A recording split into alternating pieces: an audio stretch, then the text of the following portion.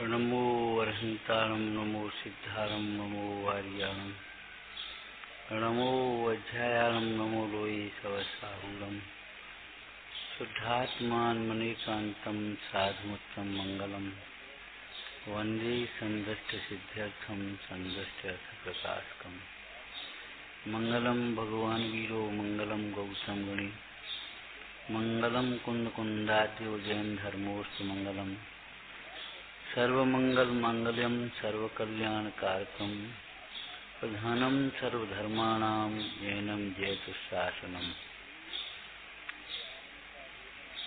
मंगलमय मंगल करण वितराग विज्ञान नमः चाहे आते भय अरहंतादि महान नमः श्री वर्धमाना निर्भूत कल्यात्मने सालोकानां तुलोकानां यद विद्या दर्पणायते। सत सागर में जी रमे ते ब्रस नायक हो। पंडित टेकचंद जी ने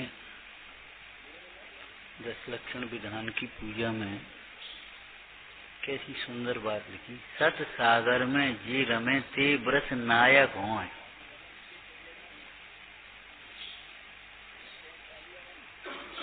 जजों धर्म या सत को मन वच काया यो छाया। सत सागर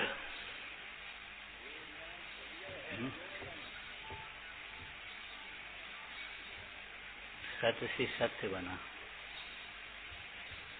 सत स्वरूप जो सत होता है वह अहेतुक होता है, निरपेक्ष होता है, स्वाधीन होता है।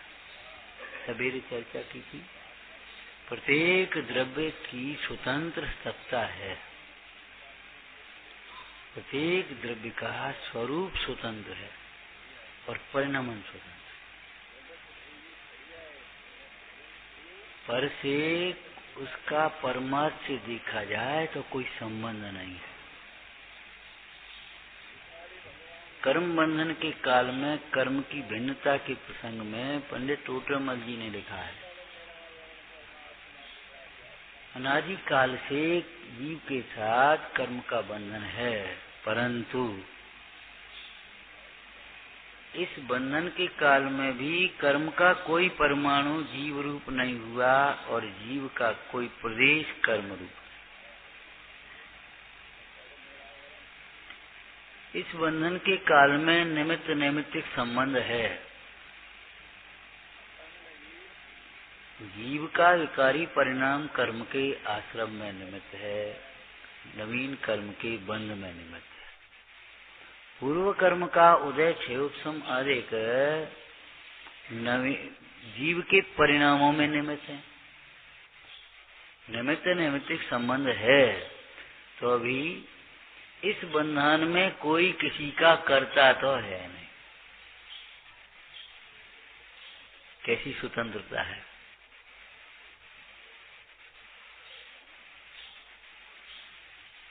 रागादिक विकार हो तो कर्म का उदय निमित्त है, परंतु कर्म का उदय जबरन विकार नहीं करा सकता।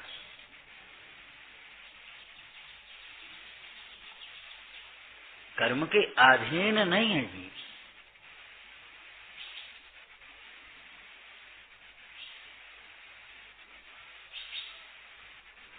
सत और असत, स्वरूप से सत और पर रूप से असत, है ना। अब धर्म किसका नाम होगा? सत धर्म, सत्य धर्म। तो सत से धर्म को जोड़े अपन, तो सत दृष्टि ज्ञान वृत्तानि धर्मम धर्मेश्वरा विदु। पर से भिन्न अपने सत को, स्वरूप को,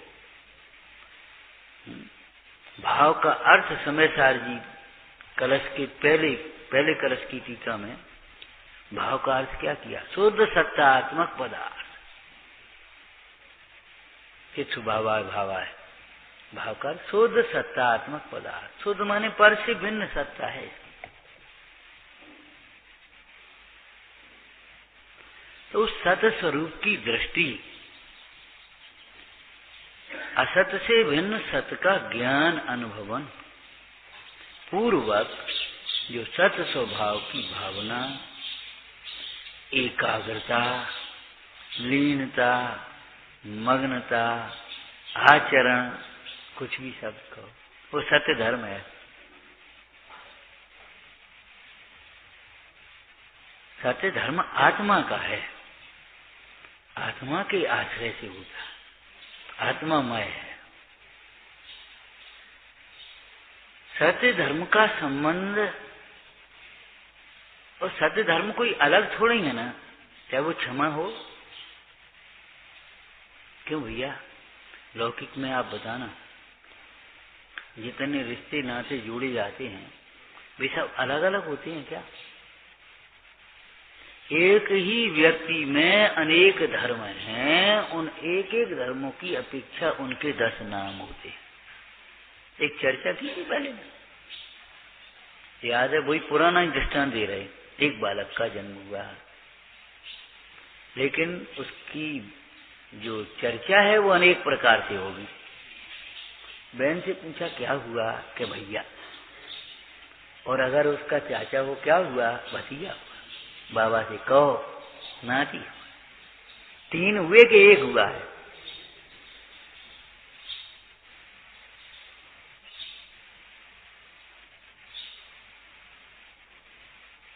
तीन बालक हैं कि 1 है? 1 बालक में ये 3 प्रकार की अपेक्षाओं से थी। ऐसे एक वितराग भाव, एक साम्य भाव के ये 10 नाम है।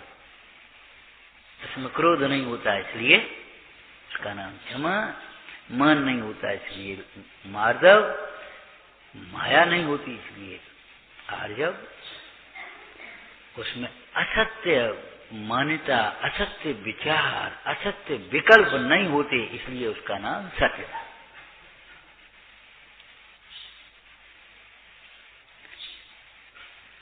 ये व्यक्ति में ऐसे एक व्यक्ति बड़ा संतोषी लड़का, बहुत ईमानदार लड़का, बहुत मेहनती लड़का है, बहुत योग्य लड़का है। अब 4 हैं, 5 हैं कि 1 है? एक ही लड़के का हम 4, 5, 6 प्रकार से कह रहे हैं ना। बहुत मेहनती लड़का, बहुत शीलवान लड़का, सुशील लड़का, बहुत। आपने कैसे जाना? हम रोज देखते हैं, अपने सीधा आया, सीधा मंदिर, न इधर देखना न उधर देखना, अपने आराम से। बहुत सुशील लड़का, बहुत सादा, अपने साथ पहनना खाना, किसी से कोई मतलब नहीं। तो फिर एक ही व्यक्ति को जैसे इन 10 प्रकार से कह सकते हैं, तो एक भाव को 10 प्रकार से क्यों नहीं कह पाएंगे अपन?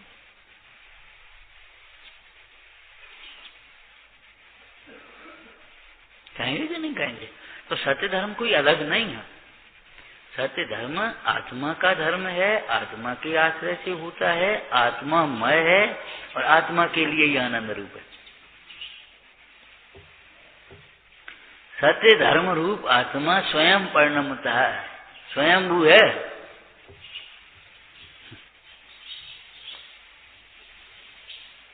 अनादि काल से इस जीव ने अपने स्वतंत्र सत्तात्मक वस्तु स्वरूप को नहीं जाना।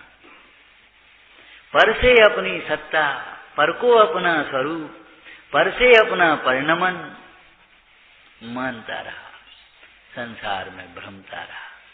ज्ञान के लिए पर की ओर देख रहा, सुख के लिए पर की ओर देख रहा, पैसा के लिए पर की ओर देख रहा, अथवा सुखी होने के लिए पैसा की ओर देख रहा। एक क्षण भी जीव ने अपनी ओर नहीं देखा।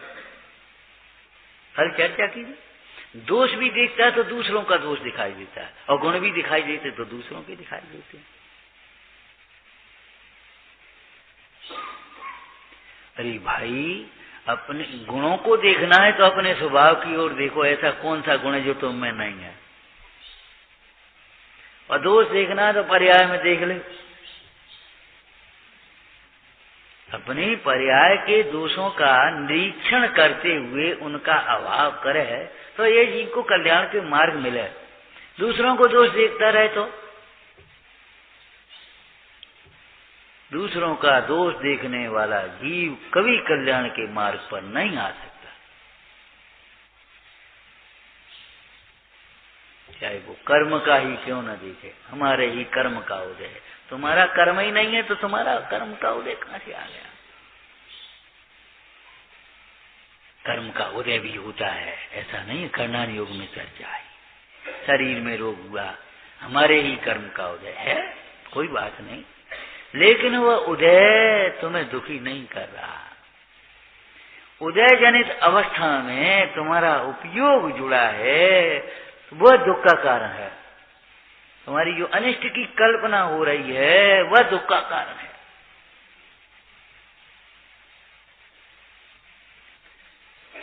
समयसार जी कलश में अमृतचंद स्वामी कह रहे हैं, कर्म अपने फल में जीव को बलपूर्वक नहीं जोड़ता। ना जोड़े, उसे हम अपना ना माने तो जबरन अपना मनवा देगा।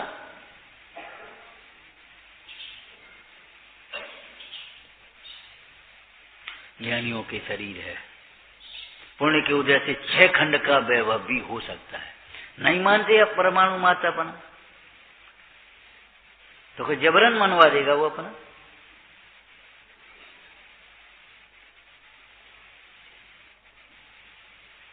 विचारना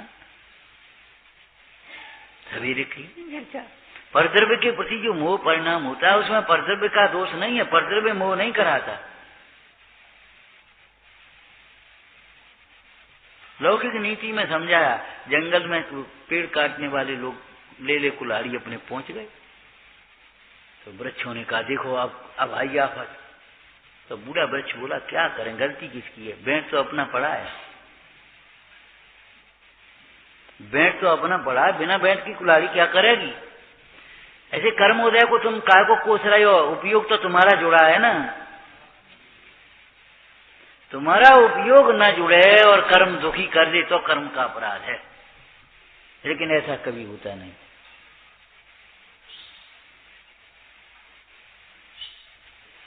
तो अनादिकाल से इसने असत को ही सत माना और असत को ही सत बनाने की चेष्टा करता है। पूरा का पूरा भौतिक विज्ञान अज्ञानी का पूरा क्षोभसम इसी बात में लगा है, असत को सत बना रहे, ये ऐसा ही बना रहे। वो क्या होने लगा? वो तुम्हारा शकल का सर्जरी, माने वो वैसे ही बनी रहे, ऐसा ही बना रहे, बुढ़ापा ना आए, मरे नहीं, असंभव। असत सत नहीं होगा, पर स्व नहीं होगा, पर को पर जानकर, असत को असत रूप जानकर तू अपना उपयोग समेट ले, उसे अपना मानना छोड़ दे, यही सुखी होने का उपाय है। ये शरीर तो छूटेगा, छूटा हुआ है, ये समझ लो। 2 वाक्य क्यों बोले भैया? छूटा हुआ और छूटेगा। स्वभाव की ओर से देखें, वस्तु स्वरूप तो छूटा हुआ है, और संयोग से भी देखें तो छूटेगा। जिसका संयोग है उसका तो वियोग होगा, है ना? अब तुम कहो ऐसे ही बनी रहे, कैसे बनी रहेंगे? ये हमारी संपदा ऐसी ही बनी रहे, तुम्हारी है ही नहीं ना। और ये ऐसी बनी रहने की कोई व्यवस्था नहीं है। चंचल छाया की माया सी घटती क्षण में ऐसी बनी रहे, असंभव। और यदि ये बाहरी संपदा ऐसी की ऐसी बनी रहती तो आज तुम संपदा को प्राप्त नहीं कर पाते, वहीं की वहीं बनी रहती ना। ये पर्याय नहीं बदलती, कितना अच्छा होता। नहीं से कैसे निकलते भले आदमी, तुम्हारा दुख दूर कैसे होता?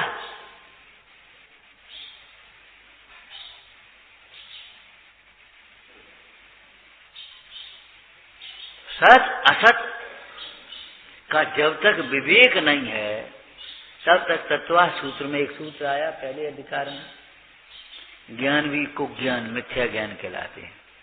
मत सुता बध्यो विपर्यश्च, विपर्यश्च क्या क्यों लिखा? मत श्रुत अवधि ज्ञान ज्ञान होते हैं, और मत श्रुत अवधि ज्ञान विपरीत भी होते, मिथ्या ज्ञान भी होते। तो विपरीत क्यों हो जाते हैं? ये पढ़ाई का कम हुई हो, कुछ कम शास्त्र पढ़े होंगे हैं, तो विपरीत कैसे हो जाते हैं? कि सत सतो रविशेषात् यद्रक्षोपलब्धे रुन्मत्तवत्। समझ में आया? सत सतो रविशेषात्, हिंदी, हाँ हाँ बोलो, हिंदी बोलो। अच्छा अर्थ करो, सीधा शब्द, वाक्य अच्छा बना भाई। सत सतो रविशेषात्, पंचमी है, सत असत के अविवेक होने से उन्मत्तवत्। कभी कहता है देह और आत्मा भिन्न है, कभी कहता है यही हमें, कभी कहता है मैं बीमार हो गया, कभी कहता है ये तो पुद्गल में है, कोई ठिकाना नहीं है।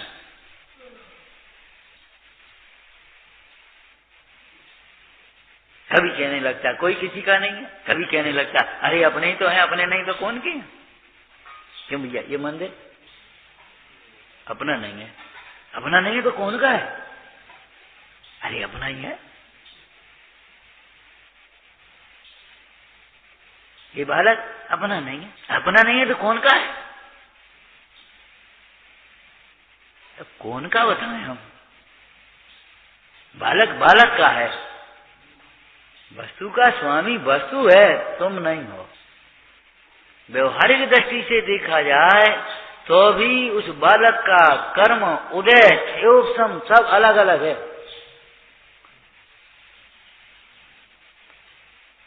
है कि नहीं? तो सत सतो रविशेषा, सत असत का विवेक न होने से, भेद ज्ञान न होने से उन्मत्तवत होता है, पागल जैसा। मत वाला कभी माता को माता कहता है, कभी पुत्र कहता है, कभी सच्ची बात भी करता है, ऐसा नहीं। टोटोमल जी ने लिखा प्रसंगानुसार सच्ची बात भी बनाता, देह और आत्मा को भिन्न भी कहता है, लेकिन कहता कैसे है? मानो किसी और को और से भिन्न बताता हो। शरीर से भिन्न आत्मा मैं हूं, राग से भिन्न ज्ञान स्वरूप मैं हूं, ऐसा अनुभव नहीं करता।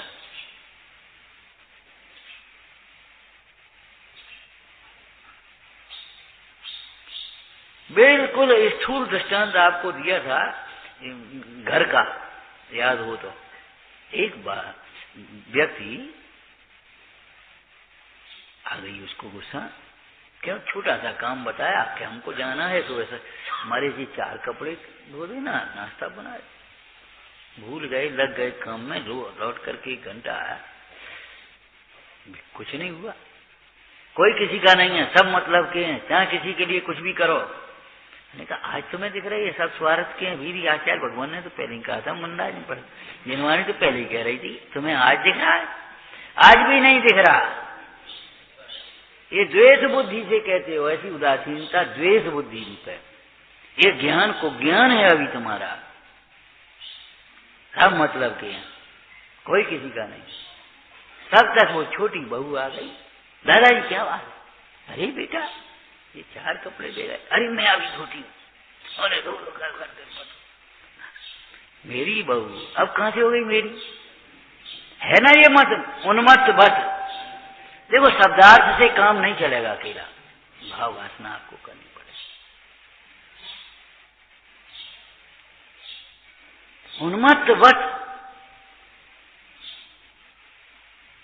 अभी तो कह रहा था कोई किसी का नहीं, लेकिन कुछ निर्धार नहीं है।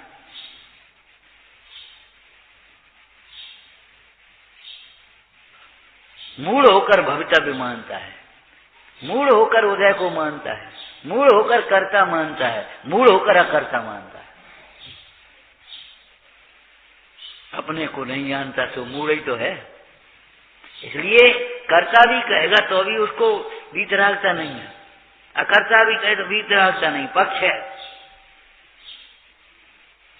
भवितव्य भी कहता है तो मूढ़ है बिल्कुल, क्यों? भवितव्य का विचार करके आराधना में लगे तो विवेकी है, लेकिन आराधना को भवितव्य के भरोसे छोड़कर तू अपनी उलझनों में उलझा है।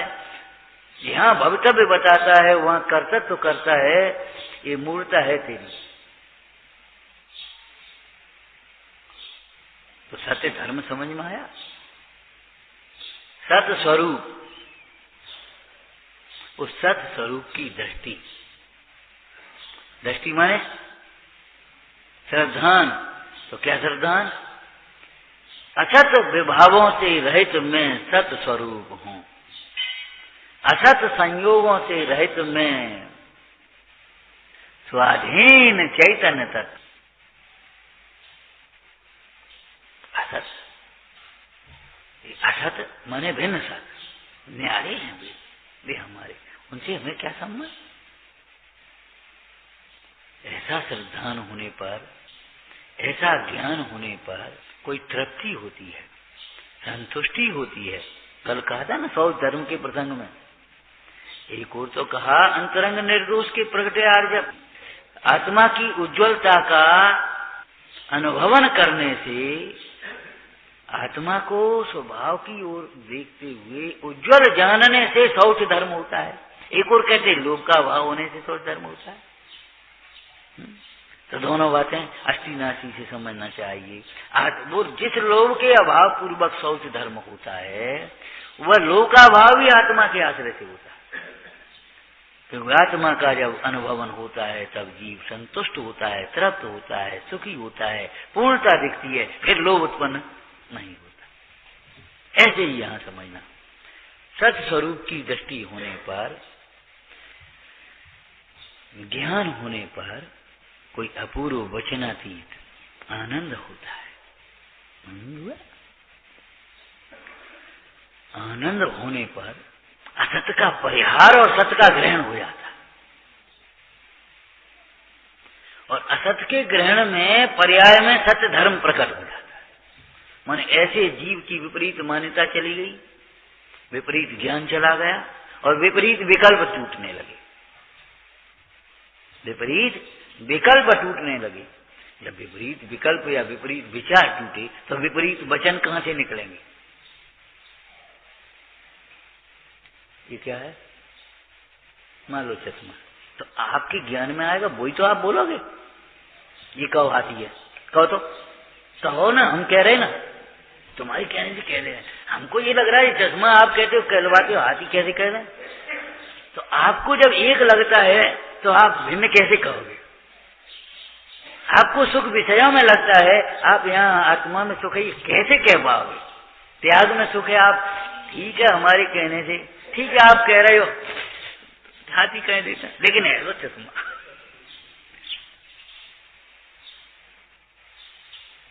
देखो, वचन का और धर्म का निमित्त नैमित्तिक संबंध दोनों ओर से है। अंतर में सत्य धर्म हो तो वचन भी सत्य निकलते हैं, और धर्म की प्राप्ति में सत्य वचन निमित्त होते हैं। किसका वचन उस तत्व की उपलब्धि में से भूत है? निर्दोष नर के वचन है वह स्वानुभूत, जिनके वचनों से धर्म तीर्थ प्रवर्तता है। किनके वचनों से प्रवर्तता भैया बताना? जो गृहस्थपना त्याग कर मुनि धर्म अंगीकार करके नए स्वभाव साधन द्वारा अनंत चतुष्टय रूप विराजमान हुए, उनके वचनों से धर्म तीर्थ प्रवर्तता है। जो स्वरूप की साधना आराधना में मगन है, स्वरूप दृष्टि कम से कम जगन्यता से प्रकट हुई है, उनके वचनों से धर्म तीर्थ प्रवर्तेगा। आत्मरस का रसिया जिन शास्त्रों के रहस्य का वक्ता होता है, देहन वक्ता के लिए सम्यक दर्शन चाहिए। वक्ता का पहला लक्षण क्या है? मोक्ष मार्ग प्रकाशक पहला लक्षण, जिन धर्म का गाढ़ श्रद्धा नहीं हो, नास्ति से जिनाज्ञा भंग करने का बहुत भय हो, तीव्र क्रोध मानादिक भाव नहीं हो, लोक निंद प्रवृत्तियां नहीं हो, शास्त्र बांट करके कोई लौकिक प्रयोजन कर सिद्ध करने का कोई अभिप्राय न हो, अनेक शास्त्र बांचने से जिसे शास्त्र बांचने योग्य बुद्धि। देखो आत्मार्थी सब हो सकते हैं, वक्ता हर आदमी नहीं हो सकता। आत्मा इलाज करने के लिए आपको बहुत थोड़ा ज्ञान चाहिए, नहीं है तो काम चलेगा। वैद्य ने जो कहा तो अपने चुपचाप करते जाओ, लेकिन वैद्य बनना है तो 4 नुस्खे नोट करके आप वैद्य नहीं बन सकते। और 4 नुस्खों वाला वैद्य नीम हकीम।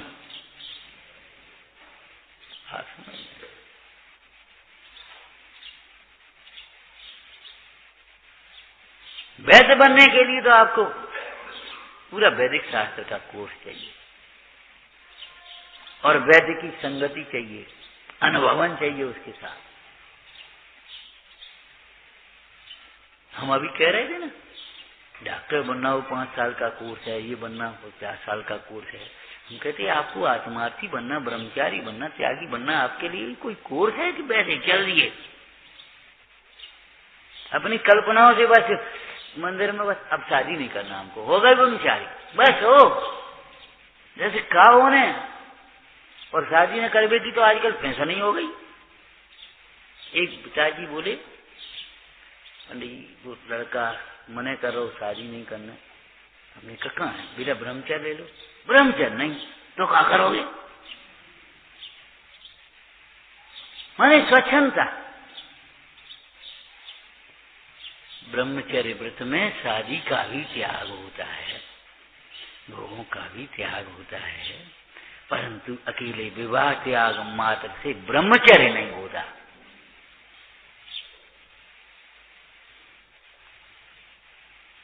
जिस ब्रह्म में आपको चर्या करनी है, भावना भानी है, एकाग्रता होनी है, उस ब्रह्म का कुछ ज्ञान तो करो। ब्रह्मचर्य लेना है, ब्रह्मचर्य समझो तो सही, ब्रह्मचर्य किसका नाम है?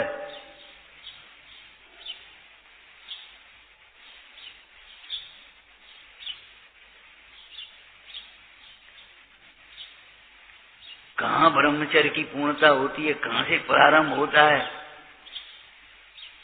कितनी सीढ़ियां हैं, कितने उसकी बाड़े हैं, कितने अतिचार हैं, कितने दोष हैं, कछ खबर है जी वैसे ही।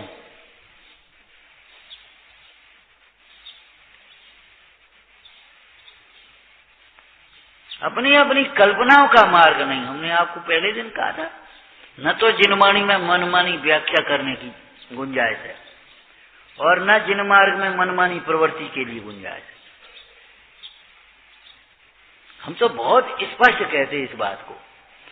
जब मुनिराजों के लिए एकल विहारी होने का मार्ग नहीं है, तो ब्रह्मचारी के लिए कैसे हो जाए?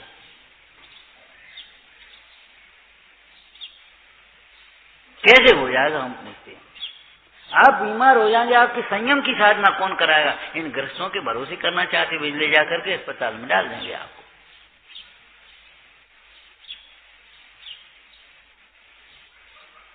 भैया बहुत वात्सल्य चाहिए, बहुत सहनशीलता चाहिए। भगवान का बहुत उत्कृष्ट मार्ग है। इस उत्कृष्ट मार्ग की आराधना और प्रभावना के लिए बहुत समर्पण और बहुत त्याग चाहिए। और ये बहुत बड़ी भूल है मुमुक्षु समाज की। हम बैठे इसलिए मुमुक्षु समाज की कह रहे। ब्रह्मचारियों के लिए विद्यालय अलग होना चाहिए। वो लौकिक विद्यार्थियों के साथ पढ़ नहीं पाते, वहां वो उनको हंसी से देखते हैं। वो छोटे होते तो वो उधर सकते, या तो वैसे हो जाते हैं या भग जाते हैं। जैसे शोध का भोजनालय आप अलग चलाते हो कि नहीं चलाते? अब वहां भी खा नहीं पाए, अलग चलाते ना, तो सूद का विद्यालय चाहिए आपको। और भाई देखो, गृहस्थ विद्वान, उनको आजीविका भी करनी है, गृहस्थियों की झंझट भी है। अब वे सोचें 1-8 महीने तुम्हारे यहाँ रह जाएं और प्रेरणा करते रहें और पढ़ाएं लिखाएं, संभव नहीं है। धर्म की प्रभावना के लिए गांव-गांव में त्यागी चाहिए। भाई उनको तो यही गृहस्थी है। बेसो आपकी निगाह में हमारी निगाह में अंतर क्यों है? आपको तो 13 चीजें दिखती हैं। वहां जाना है, उनको वो करना है, आपको नहीं दिखता। हमको कैसे दिखता है? ये लाइट में हिंसा हो रही, तुम्हें क्यों नहीं दिखता? ये इतने फूल रौंदे जा रहे हैं, तुम्हें क्यों नहीं दिखता? हम ये पूछते हैं। कुतर्कों से जवाब मत दिया करो हमको, हम हाथ जोड़ के कहते हैं। इतने बड़े पेड़ काटने में हिंसा होगी हम भी जानते हैं। हम पेड़ काटने की नहीं कह रहे, हम नए नए ये इतने इतने से लग रहे इनके लिए कह रहे थे। सुना करो तसल्ली से। और ये बात हम यहाँ इसलिए कह रहे हैं, ये समाज ये जाने कि पंडित जी वहां लगे थे और पंडित जी थे वे कुछ नहीं कह रहे, अपने यहाँ और लगाएंगे नए नए, इसलिए यहाँ इस सभा में कह रहे हैं। और यहाँ इसलिए कह रहे सारे देश में ये बात पहुंचे।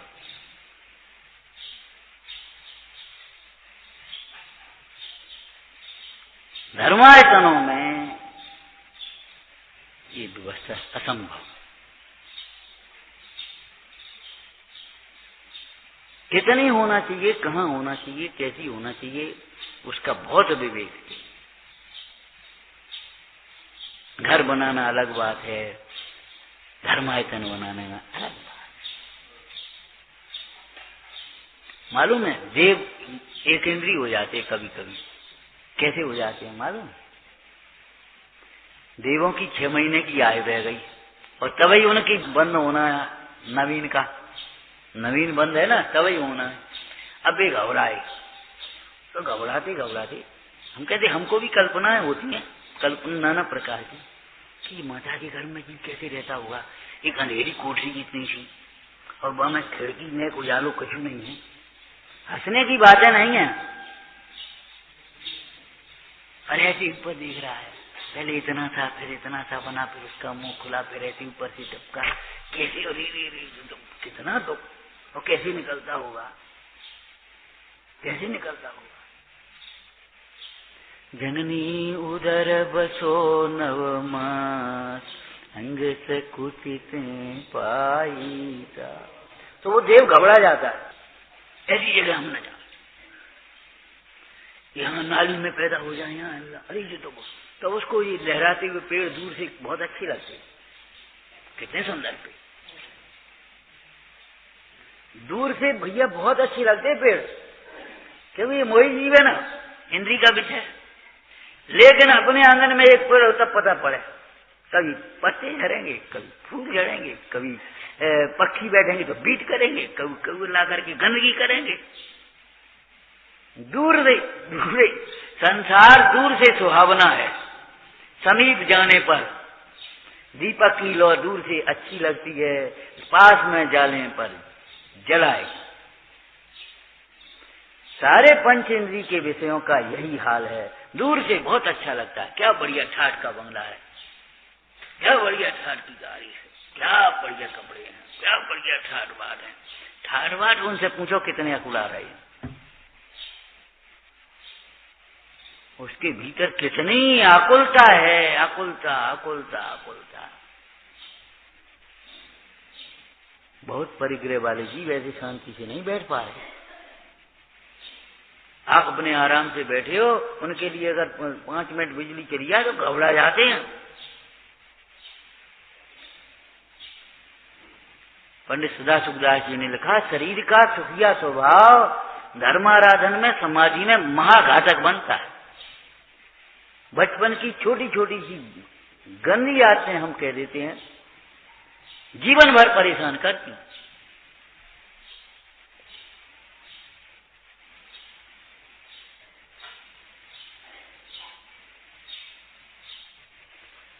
कितना रौद्र ध्यान होता है, बहुत सुंदर बहुत सुंदर बहुत सुंदर बहुत सुंदर। हम तो जिन मंदिरों में कहते हैं सबसे सुंदर प्रतिमाएं होना चाहिए और बाद बाकी तो बहुत सादगी रहना चाहिए।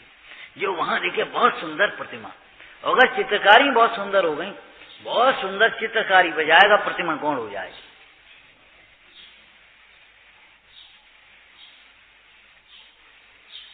बस टिक जाए वहां उपयोग, टिकाने का स्थान है और टिकाने की कला ही सीखने लायक है।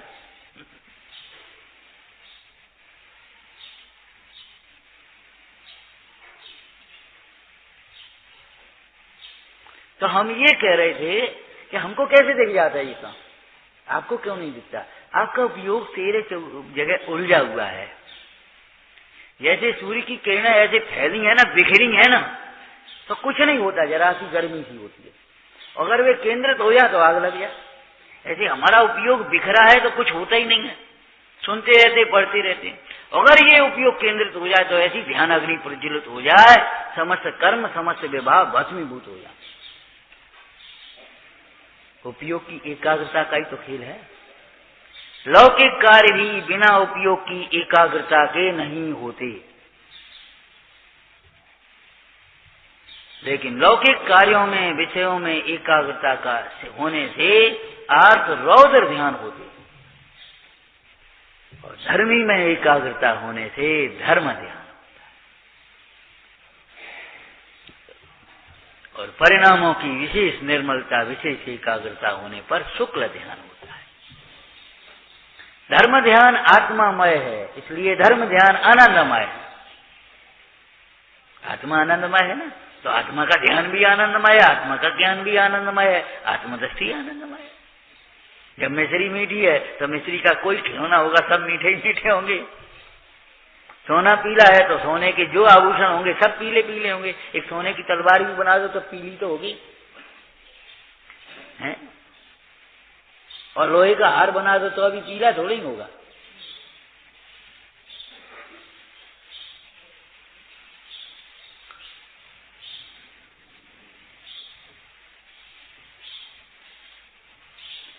किसी काम में उतावलापना नहीं होना चाहिए।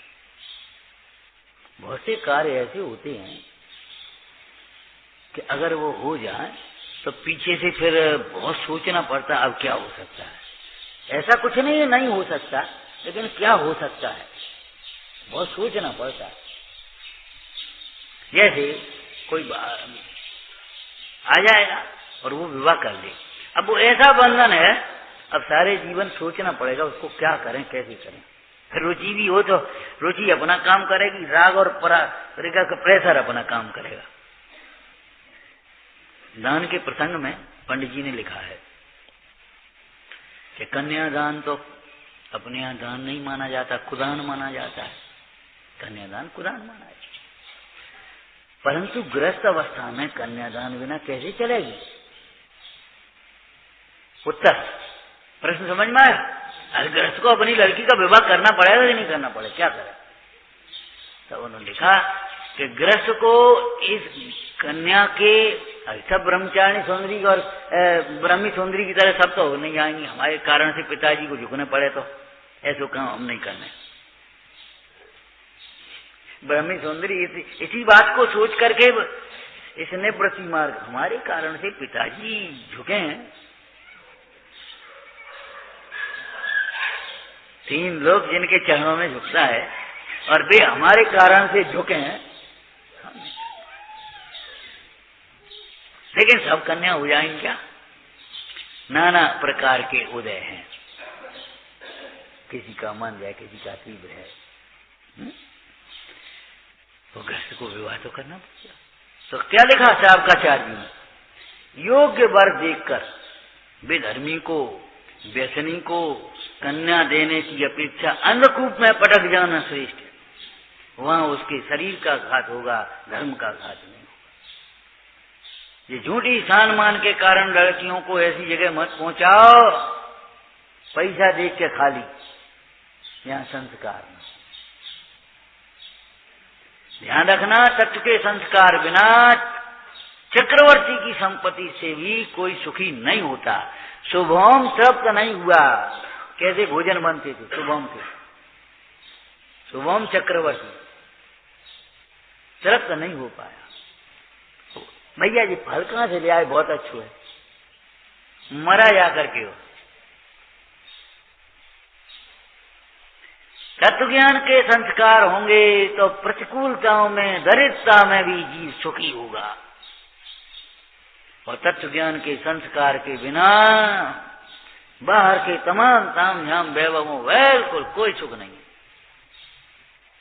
संबंध ही नहीं है इसका। कन्या को योग्य वर देकर धर्म संस्कार युक्त स्वस्थ आजीविका कमाने में समर्थ है, योग्य वर देखकर कन्या का विवाह करे है। माने कन्या को दे है, दान माने दे है। सो भी, अब ये हम थोड़ा सा जो शब्द बदल गए, क्यों रटे तो है नहीं। सो भी कन्या को काय के लिए दे? धर्म परंपरा को चलाने के लिए। सागार धर्मामृत में ग्रस्त की सामग्री में योग्य धर्मात्मा स्त्री भी लिखी है। त्यागी के पास परिग्रह हो तो भ्रष्ट है, और ग्रस्त पे उसके अनुकूल नहीं हो पाए तो उसका मन नहीं लगेगा। भ्रष्ट नहीं कह रहे हो, उसका चित्त नहीं लग पाता।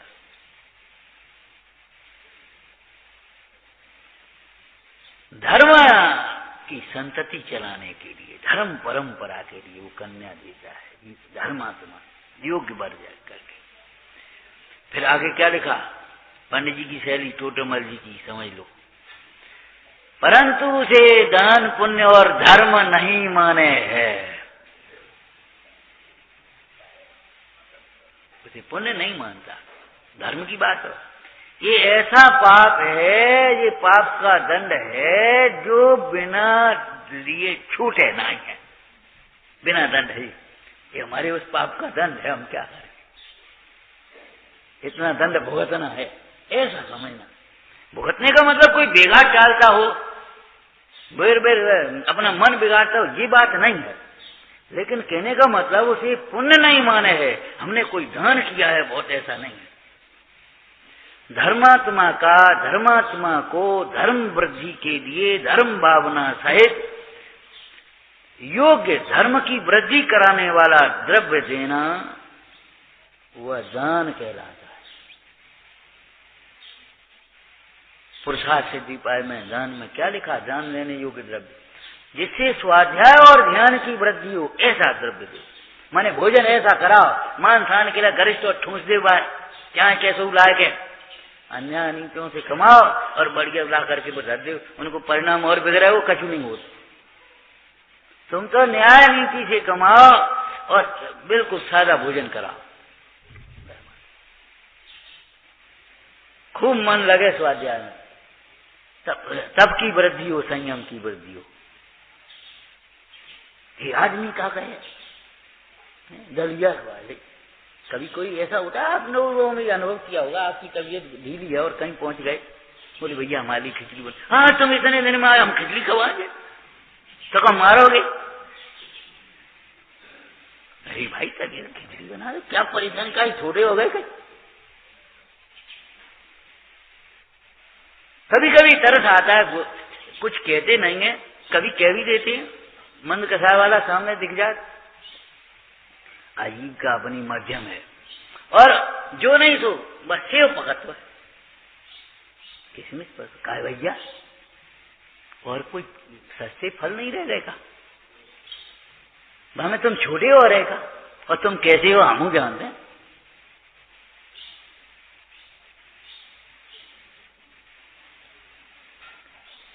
ज्वार की रोटी खाई जाती, ऐसी खवाई नहीं याद का। भक्ति भाव सहित, बहुमान सहित, इसलिए सहित भोजन देते समय ऐसा भाव रहे हमारे भी ऐसी धर्म की वृद्धि हो, और इस भोजन, ये भोजन आपका संयम की वृद्धि करने वाला हो। उसका नाम दान है। दान कोई चाय किसी को चाय जैसे देने का नाम दान नहीं है।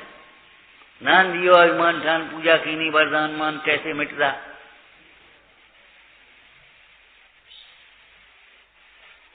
वस्त्र दो, ऐसे वस्त्र दो जो पद की मर्यादा, शील की मर्यादा के अनुकूल हों।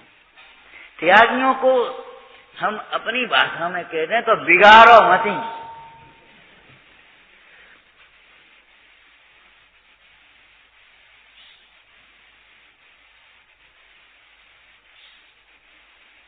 हम ये नहीं कह रहे सेव नहीं खिला, तुम खाते हो तुम भी खिलाते, कोई परेशानी नहीं। लेकिन ये नहीं है अरे भैया को कहा गए 100 रुपया किलो हो रहे तो अरे नहीं करने तो भेज। सच्ची घटना है, एक व्यक्ति एक जगह सेव ले करके आया। हमने कहा फसल तो है नहीं बेटा, काय को ले आए, कैसे लाए, का भाव आए? बोले 120 रुपया किलो। आधे हमने सोची आधे किलो ले चले, हमने की ये सब खराब निकलना नहीं तो बना हमें दो खराब ही कर। हनिका मिलेगा तुम्हें। अगर जो 100 रुपया कभी अच्छी ऐसी चीज ले आते तो 10 आदमी में लगाते कि नहीं लगा तो कुछ उनको पेट भरतोगे नहीं, कहाँ मिलेगा तुम्हें? गलती हो गई। और दूसरे फिर वहीं बैठे की बैठी।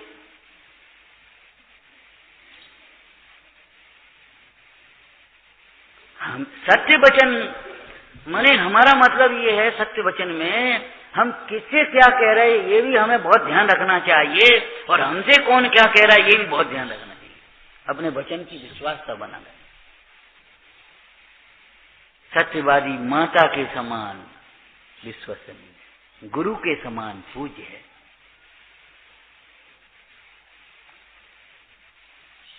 सत्य ईश्वरीय तत्व है, माने सत्य से जीव ईश्वरत्व की देवत्व की ओर बढ़ता है।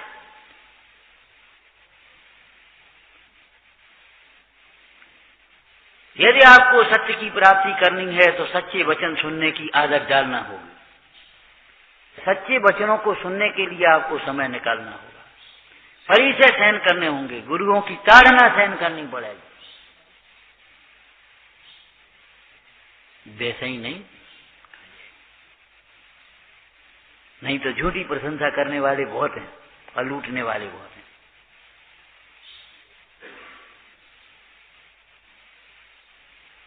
सत्य वचन से सत्य धर्म की समझ होती है, सत्य धर्म की प्राप्ति की प्रेरणा मिलती है, सत्य धर्म की प्राप्ति की ओर हमारा उपयोग ढलता है, पुरुषार्थ जगता है, और अंतर में सत्य धर्म जब प्रकट होता है तब सत्य वचन निकलता है। तो सत्य वचन निमित्त और धर्म की प्राप्ति निमित्त, और सत्य धर्म निमित्त और सत्य वचन, समझ गए? दोनों ओर से एक अर्थ, माने हमारा सत्य धर्म निमित्त तब सत्य वचन निकल पाएंगे। अगर हमारी सच्ची दृष्टि, सच्चा ज्ञान और सच्चा आचरण नहीं होगा, हमें ही नहीं पता सुख का है, तो हम क्या कहेंगे? हम कहते हैं यहाँ जाए कि उसका इंद्रिय जन सुख नहीं है, और जरा सी कोई चीज बहुत बढ़िया, मजा आ गया, बहुत अच्छी, वासना वहीं पड़ी है, बहुत बहुत बढ़िया स्थान, बहुत बढ़िया फिनिशिंग, बहुत बढ़िया फलाना, और ये तुम्हारा। अगर तो तुम कह रहे थे यहाँ बैठे इंद्रिय जन सुख नहीं है, बढ़िया तो वह है जिसे हमें संभालना ना पड़े। ज्यादा फिनिशिंग के घर इतने कलेश के कारण होते हैं। अब हम कच कहते नहीं, तुम्हें ही मालूम है, तुम्हारे घर में ज्यादा है नहीं है तो तुम्हें मालूम नहीं हो रहा।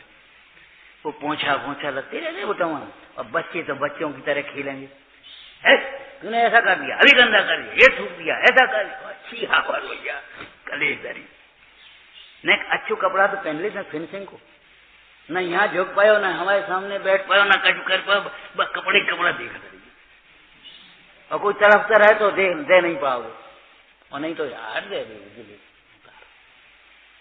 इसलिए पंडित जी ने लिखे हैं इसमें, अल्प मूल्य का अपना जीवन बनाओ, सादगी का, कम कमाना पड़ेगा, समय शक्ति बुद्धि बचेगी तब यहां लग पाएगी।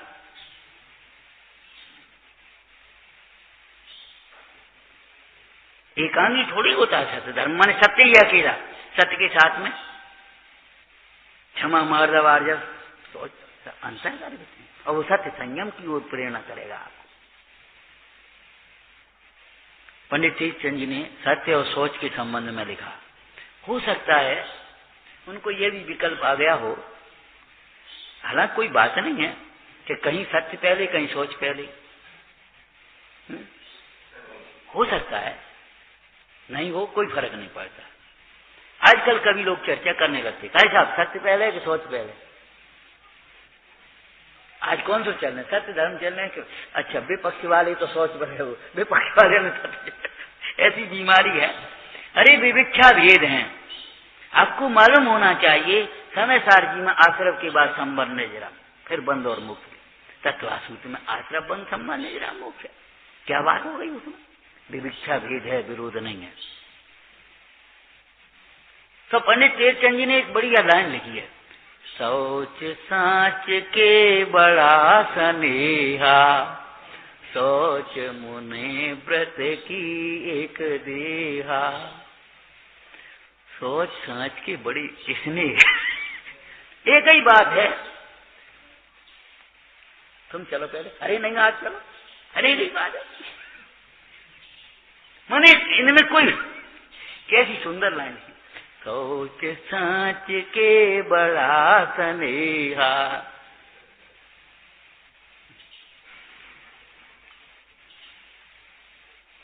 बड़ी खुशी है बिना संगीत के आप विधान और भजन भक्ति कर रहे हो। और हम तो कह रहे जल्दबाजी की तर्जों से भी आप बचिए, अलग से भक्तियां मत बोलो, उसी को भक्ति से पढ़ो, ऐसे पढ़ो जो भाव भाषित होता चला जाए।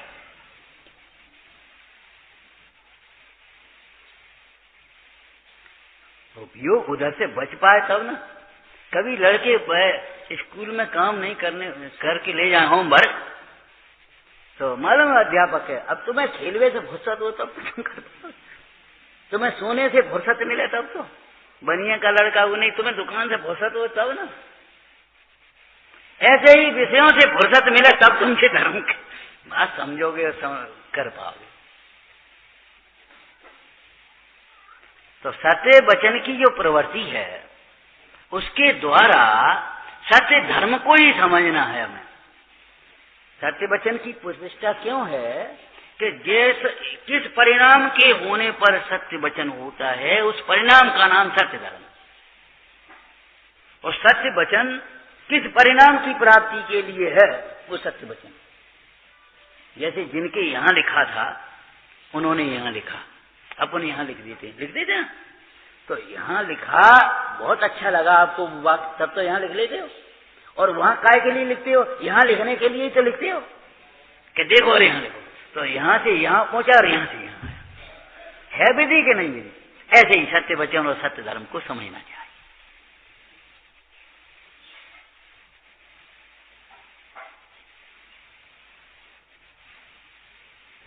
कोई विरोध नहीं देखना चाहिए, हमारा मतलब जिनवाणी में विरोध नहीं है, विविक्षा भेद है। एक भाई बोले भगवान का जन्म होता है, क्या उत्तर लिखें इसका? भगवान महावीर का जन्म कहाँ हुआ? का परीक्षक कौन है, अब क्या कहें हम? नहीं, गलत, भगवान का जन्म नहीं होता। और पुराण पढ़ने वाला कहेगा भगवान का जन्म हुआ, भगवान का जन्म कल्याणक। क्या कहोगे भैया? विविक्षा भेद है। परमार्थ से देखा जाए, भावना से देखा जाए तो भगवान का जन्म नहीं होता, जन्म का अभाव करके भगवान बनते। लेकिन पूर्व नय से द्रव्य निक्षेप से देखा जाए तो वह बालक जिसका जन्म हुआ वो भगवान बनेगा, तो भगवान का जन्म हुआ ऐसा उपचार करना मिथ्या नहीं है, व्यवहार है। मिथ्या तो उसे कहते हैं जिसका अभिप्राय मिथ्या हो, प्रयोजन मिथ्या हो। तो सत्य का प्रतिपक्षी असत्य हो गया। असत्य के दोषों का ज्ञान कराया, सत्य के गुणों का ज्ञान कराया। काय के लिए? असत्य के परिहार के लिए, सत्य की प्राप्ति के लिए। तो ध्यान रखना, असत्य कौन, सत्य कौन। बाद बाकी गुण दोषों की चर्चा आप पढ़ना, और दो जगह से पढ़ना, हम आपको बता दे रहे। एक तो सत्य धर्म से, और एक जो तुम्हारा सत्य अनुव्रत है ना, पीले इसमें श्राव कचारी, सत्य अनुव्रत में से भी पढ़ना आप। जो सत्य धर्म के धारक हैं वे प्रायः मौन होते हैं। सत्य धर्म के धारक प्रायः मौन होते हैं।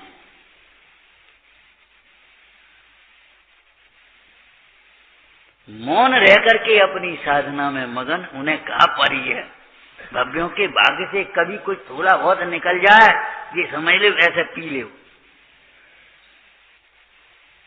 सत्य धर्म के धारक प्रायः मौन होते हैं। शास्त्रीय शब्द बोले तो मुख्य रूप से स्वरूपाचरण में मग्न होते हैं। श्रावक दशा में भी स्वरूपाचरण की भावना वाले होते हैं। स्वरूप दृष्टि है ना, तो एक ही भावना रहती है स्वरूपाचरण की, कब धन्य सो अवसर पाए। जब बीच की उपाधियां हैं ये सब, उस वक्तृत्व को अपना नहीं मानते, उस वक्तृत्व से अपने को कोई बड़ा नहीं मानते। साधर्मी साधर्मियों में ऐसा हो जाता है अगर इसकी शैली अच्छी है और दूसरा साथ में है भाई उसकी शैली नहीं है, तो वो सोचता है क्या हम खवा रहे या हमारे कारण उससे पूछ रहे हो, तुम्हें को पूछे वो, जैसे उसका कोई भाग्य नहीं हो।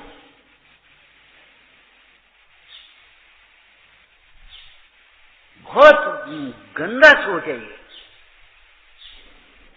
साधर्मी चाहे अल्प ज्ञानी हो, चाहे विशिष्ट ज्ञानी हो, चाहे क्रियाएं दो कम हो, चाहे अधिक हो, साधर्मी प्राणों से भी अधिक प्यारा होना चाहिए।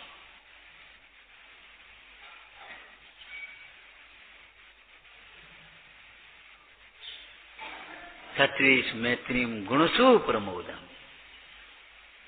प्रमोद का अर्थ क्या होता है? उत्कृष्ट खुशी, मोद, मोद धातु, आनंद, प्रसन्नता और उत्कृष्ट। उत्कृष्ट कितना, कैसा उत्कृष्ट? जैसा वहां होता है भोगी को भोगों में, उससे उत्कृष्ट होना चाहिए। धर्म, धर्म के फल विषय परते प्रीति विशेष, अंतरंग प्रीति और साथ से प्रीति। अब मौन रहना तो महापुरुषार्थ का काम है। कहते मौन रहना बहुत कठिन है। बोलने में जितनी पुरुषार्थ चाहिए उससे अनंत गुना पुरुषार्थ मौन रहने में चाहिए। दौड़ने में जितना पुरुषार्थ चाहिए उसका अनंत गुना पुरुषार्थ स्थिर होने के बैठने में चाहिए। बच्चे दौड़ फांद दिन भर कर सकते हैं, 8 घंटे नहीं बैठ पाएंगे। मौन रहना कितना कठिन है, आप मौन रह करके बताओ। 1 घंटे मौन रहो, तमाम विकल्प खड़े हो जाए।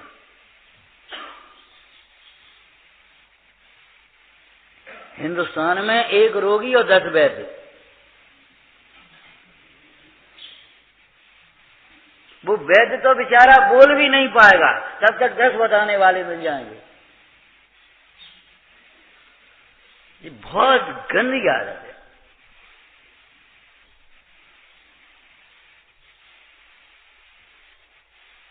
बोलने में बहुत शक्ति खराब होती है।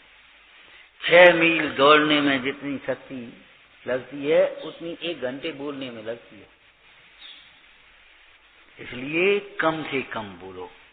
अधिक बोलना और जोर से बोलना वाणी के प्रभाव को भी खत्म करता है और शक्ति और पुण्य को भी क्षीण करता है।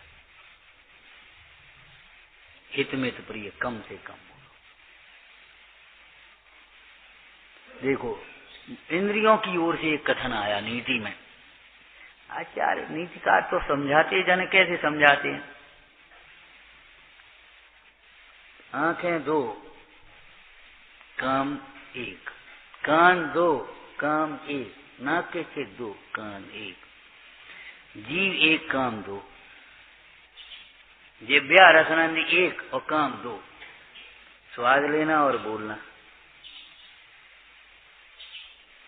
स्वाद का लंपटी, उसको हम अभ्रंश भाषा में, ग्रामीण भाषा में चटूरा कह देते हैं। वो अपना घर बिगाड़ता है, अपना स्वास्थ्य बिगाड़ता है, अपना घर बिगाड़ता है। और ये फालतू बोलने वाला तो अपना नहीं, अभी कोई बातें करने लगे तो अपना अकेला का नुकसान नहीं करेगा, 2 से करेगा, कम से कम 30 को डिस्टर्ब करेगा। आपके मन में कोई खोटा भाव आ जाए तो आपका ही हित होगा, और वचन में आ जाए तो अव्याल विसंवाद हो जाए। पंडित सदा सुखदास जी ने इस बात को बड़ी गंभीरता से प्रस्तुत किया है कि देखो, वचनों के द्वारा ही खोटे कार्यों की प्रवृत्तियां चलती हैं। अजय यष्टव्यम का अर्थ केवल वो अज का बकरा एक कह देने मात्र से उसकी परंपरा चल गई, आज नहीं रोक पा रही। समझदार लोग रोकते हैं, रुकती है, लेकिन तो भी अरे देखो सामने वो सिंहासन धस गया झूठ, लेकिन परंपरा नहीं रोक पाई। एक बार कोई बात हम कह दें, हम फिर कहें भैया ऐसे नहीं है, तो 4 जने ऐसे हो जाए, वो तो कई है। निषेध करना मुश्किल हो जाता है। इसलिए भैया, जिसने वचन बिगाड़ा उसने अपना जीवन बिगाड़ दिया। वचन की मुख्यता बहुत, क्या समझ रहे, एक इंद्रियादिक में वचन है, दो इंद्रिय से लेकर के आओ वैसे वचन है, शब्द रूप उच्चारण रूप वैसे वचन तो है। वचन की प्रामाणिकता आपकी हो, लाखों का व्यापार करिए, पूंजी कछु नहीं हो, और वचन की प्रामाणिकता नहीं हो, लाखों की पूंजी धरे रहो, कछु नहीं कर पाओ।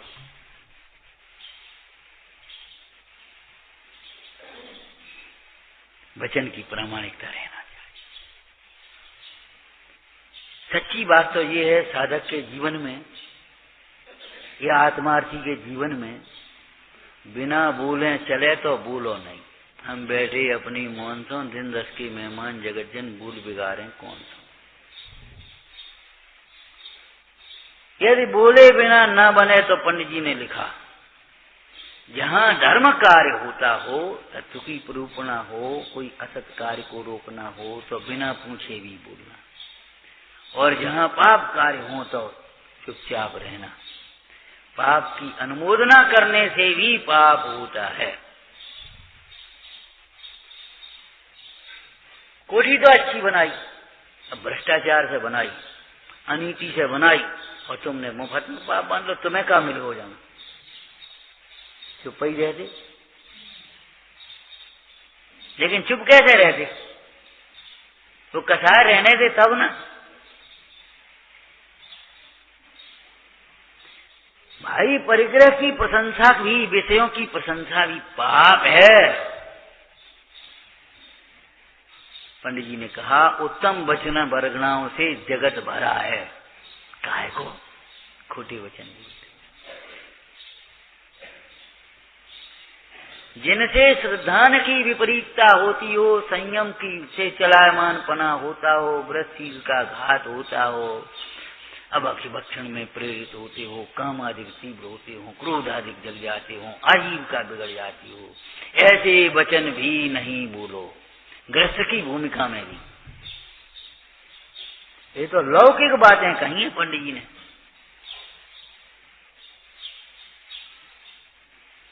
और नहीं बोलो इतना हम कहां तक कहें, कैसा बोलो ये कहा, प्रबोधाय विवेकाय हिताय प्रसमाय च सम्यक तत्वोपदेशाय सताम सूक्ति प्रवर्ते। ऐसा बोलो जिससे स्वपर का विवेक हो जाए। कैसा बोलो, सदा सुखदासी की भाषा बोल पाओगे। शास्त्र प्रवचन की प्रेरणा 16 कारण की भक्तियों में है, पढ़ना। ऐसे वचन बोलो जिससे जीव धर्म मार्ग में उत्साहित हो जाए, एकांत का हट नष्ट हो जाए, ग्रहित मिथ्यात्व छूट जाए, अनेकांत रच जाए हृदय में, समझ में आ जाए कि बात तो ये। पाप से जीव विरक्त हो जाए, भयभीत हो जाए, पापन से मन कांपने लग जाए, ज्ञान की महिमा जग जाए, संयम की महिमा जग जाए, सम्यक्त्व की महिमा जग जाए। ऐसे वचन बोलो, सहानुभूति के वचन बोलो, वात्सल्य के वचन बोलो। अलग अलग प्रसंगों में बहुत सी बातें लिखी हैं। कोई साधर्मी मुसीबत में आया, अरे ये आपका ही घर है, आप आओ पधारो। अरे काहे की हमारी कैसी सेवा नहीं है, ये तो हमारा भाग्य है, और सेवा करता जा रहा है, देता जा रहा है, विनय सहित देता जा रहा है, भाव सहित करता जा रहा है। कैसे सब स्थितिकरण में, वात्सल्य में, प्रभावना में हम आपसे कहते पढ़ो बैठ करके। हम नहीं कह पाएंगे घंटे, आधे घंटे, 2 घंटे में क्या कह देंगे, 10 दिन में क्या कह देंगे। हम तो अपने लौकिक अनुभव की भी बात भी कहते हैं, भैया बैठे बैठे पढ़ते ही तो रहे हम। कहाँ जाने का मौका मिला, कहाँ विद्यालय में गए, कहाँ न के बराबर बैठे बैठे साथ।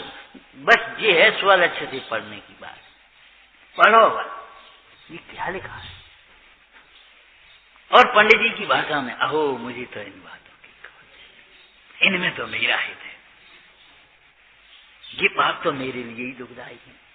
टोटेमल जी की भाषा में फिर बोलो, ऐसा दोष अपने में हो तो छोड़ देना, ऐसा व्यसन अपने में हो तो छोड़ देना, ऐसा असत्य वचन हो तो अपने में छोड़ देना। कभी विद्यमान का अपवाद मत करो, सत्य का अपलाप मत करो, असत्य को आप पोषण मत करो।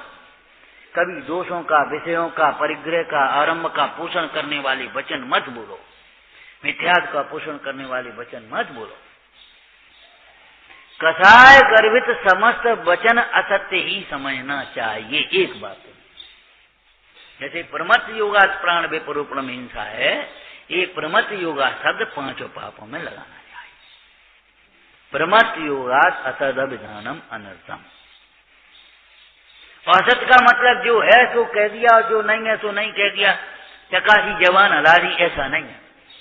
हमने आपको एक दिन कहा था, याद है, स्पष्टवादी का अर्थ मोहफट नहीं होता, बिना सोचे समझे चाहे कुछ कह दे, स्पष्टवादी नहीं है। हम तो साफ स्पष्ट बोलते, हम किसी से नहीं डरते। अहंकार है तुम्हारा, स्पष्ट बोलने के लिए बहुत स्वरूप समझना पड़ेगा, बहुत कषायों की मंदता करनी पड़ेगी, बहुत हृदय में विचार करना पड़ेगा। स्पष्ट भी होता है, निष्ठ भी होता है। हित मित प्रिय विशुद्ध आत्म तत्व को दर्शाने वाला होने से वह हितकारी है। पंचाशी का टीका में पहली गाथा के इंद्र सदबंधयानम त्रिवण हित मधुर विशद वक्काणम अंतातीत गुणानम नमो जुणानम जिद भवानम। तो हित लिखा, हित। तो हित का क्या, सर्व प्रकार से जो विशुद्ध आत्म तत्व है उसकी प्राप्ति से जीव का हित होता है। उस स्वरूप को दर्शाने वाली, उस स्वरूप के लिए प्रेरित करने वाली जो वाणी है, ऐसी वाणी हितकारी वाणी कहलाती है। जैसे ऐसी हित की भावना रहती है, हित की भावना माने सब जीव आत्म तत्व को समझे, कोई जीव दुखी न हो, सब आत्म तत्व को समझ करके सुखी हो, ये हितैषी कहलाता है, हितंकर कहलाता है। कैसी अचंभे की बात है, वीतरागी होता है वह हितंकर होता है, रागी हितंकर नहीं होता, क्योंकि रागी तो फंसा है दुख में, हित के नाम पर अहित में डुबाने वाला है रागी। तो रागी और मोही तो हित के नाम पर अहित में डुबाने वाला। बेटा हम तो तुम्हारे हित की कह रहे, नहीं अच्छे पहनो करो, ब्याह कर ले, बुढ़ापे में फिर को पूछेगो का, हम तो तुम्हारे हित के लिए कह रहे। वारे हित वाले, अजी गांव में कछु नहीं है, धंधे में आजकल कछु नहीं हो, समय देख के चलो, हम तो तुम्हारे हित के लिए कह रहे। 12 हित, पहले हित है, समझ तो ले। आत्म को हित है सुख सो सुख, आकुलता बिन कहिए, आकुलता से मान ताते हैं, शिव मग लागो चाहिए। ये भैया हित मोक्ष मार्ग में लगो, अपने स्वरूप को समझो। ये संपत्ति बेकार चली जाएगी, कितनी इकट्ठी करो आप, कोई मतलब नहीं निकलेगा, छोड़ करके जाओगे। आत्म तत्व को समझे बिना कुमरण हो जाएगा, कहाँ जाओगे तुम? ये एक काम नहीं आएंगे, ये शरीर अग्नि में जल जाएगा। हम तो तुम्हारे हित में कह रहे। हाँ जी ठीक है, क्यों भाई? संसार की असारता बताकर सारभूत शुद्धात्म तत्व की आराधना में लगाना ये हित है। टोटोमल जी की भाषा बोलो, 8वां अधिकार पहली लाइन, संसारी जीवों को मोक्ष मार्ग का उपदेश देकर उन्हें मोक्ष मार्ग में लगाना यह उत्तम उपकार है। उपकार कहो, हित कहो, भला कहो। तीर्थंकर गणधर आदि भी ऐसा ही उपकार करते हैं। अधिक से अधिक मौन रहो, स्वरूप की साधना करो, साधिए निज कार्य अविरल, साधु रत रह मौन में। और अगर बोलना पड़े तो ऐसे बोलो जिससे मोक्ष मार्ग की पूर्णता हो। वो कौन से जीव थे, बोलते ही नहीं थे? पूछा जी बोलते नहीं है, क्या बोलेंगे? तो क्या बोलेंगे, सुने देखें क्या बोलते हैं। प्रभु जने सभी इच्छा प्रदान करो, बोले तो ऐसे बोले।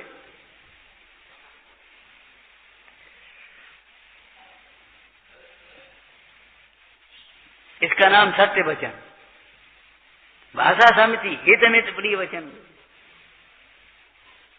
और ध्यान रखना, सत्य धर्म की प्राप्ति के लिए, वृद्धि के लिए, पूर्णता के लिए बोलने की बिल्कुल जरूरत नहीं।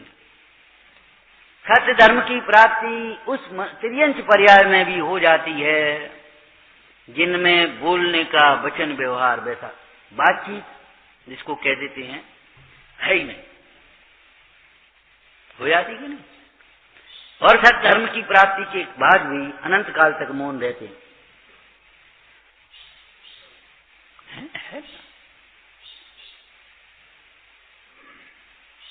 ऐसा उत्तम सत्य धर्म और ऐसा उत्तम सत्य वचन सचमुच पूजने लायक है,